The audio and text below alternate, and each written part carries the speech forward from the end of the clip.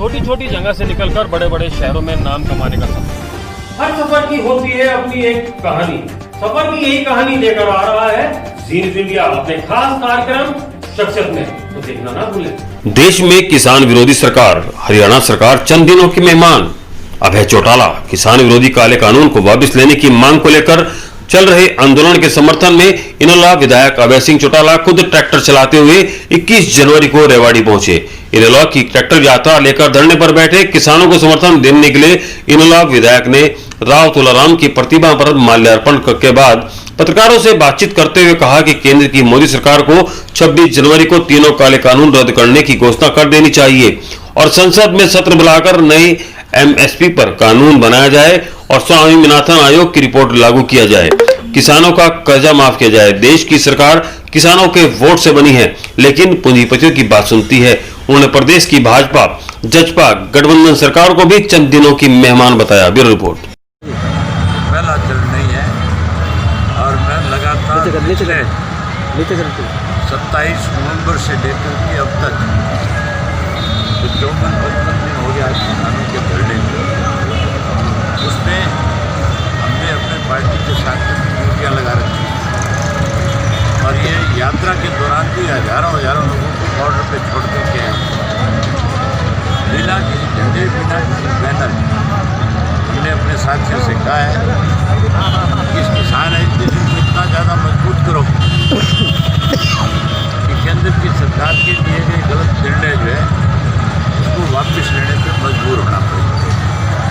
हालात जिस किस्म के बढ़ते जा रहे हैं, लोगों की संख्या जैसे जैसे बढ़ती जा रही है, मुझे लगता है कि मोदी जी को समझ में आ जाना चाहिए और मोदी जी को तुरंत अपनी गलती का एहसास करके 26 जनवरी को ये कह देना चाहिए कि मैं इन काले कानूनों को वापस ले रहा हूँ, किसान से इसके लिए माफ़ी मांग रहा हूँ। किसानों से किए हुए वादों को पूरा करने के लिए इसी लोकसभा के सत्र में नए कृषि के कानून बना करके एमएसपी की कानून बना कर और उसके साथ साथ स्वामीनाथन की रिपोर्ट को लागू करें तो किसान का कर्जा माफ।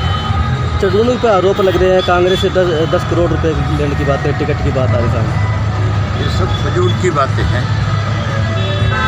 ना तो मैं इन चीज़ों का कोई आपको जवाब देना चाहूँगा। आपको भी इस तरह के सवाल मेरे से पूछने की बजाय जिस किसी ने आरोप लगाए उनसे जाकर पूछने। सर, क्या 26 तारीख को ट्रैक्टर रैली में आप भी शामिल होंगे? आपको क्या लगता है? होनी चाहिए। लगता है जिसको होऊंगा शामिल, जहाँ मेरी ड्यूटी लगेगी वहीं ट्रैक्टर पे खड़ा मिलूंगा। आखिर सरकार की क्या मंशा की मान क्यों ले रही है? किसान ठंड में बैठे हुए हैं, 57 दिन बीत चुके हैं, लेकिन ऐसे लोगों के हाथ में सत्ता है जो पूंजीपतियों की बात को सुनती है।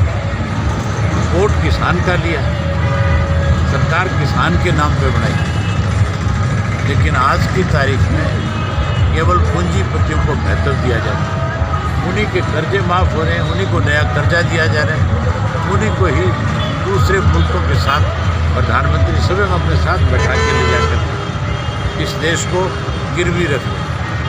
रेलवे बेच दिया, हवाई अड्डे बेच दिए और बहुत सारी कंपनियां बेच दी, पोर्ट बेच दिए। अब मुझे लगता है कि ये खेती एक ऐसा धंधा था जिससे देश की आर्थिक व्यवस्था ठीक थी, अब उसको भी खत्म करना चाहते हैं। आपने इस्तीफा दिया, दूसरे इस्तीफा नहीं दिया। दुष्यंत से पूछो क्यों नहीं दिया?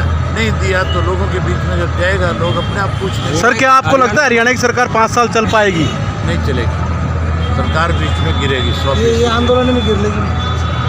अब ये तो नहीं कह सकता मैं आंदोलन में गिरेगी, लेकिन जुगाड़ चला नहीं करते कभी। ये तो सरकार थोड़ी है, लुटेरों का गिरोह है, कहीं ना कहीं बंटवारे पे पैसे के ये आपस में भिड़ेंगे और ये सरकार टूट जाएगी।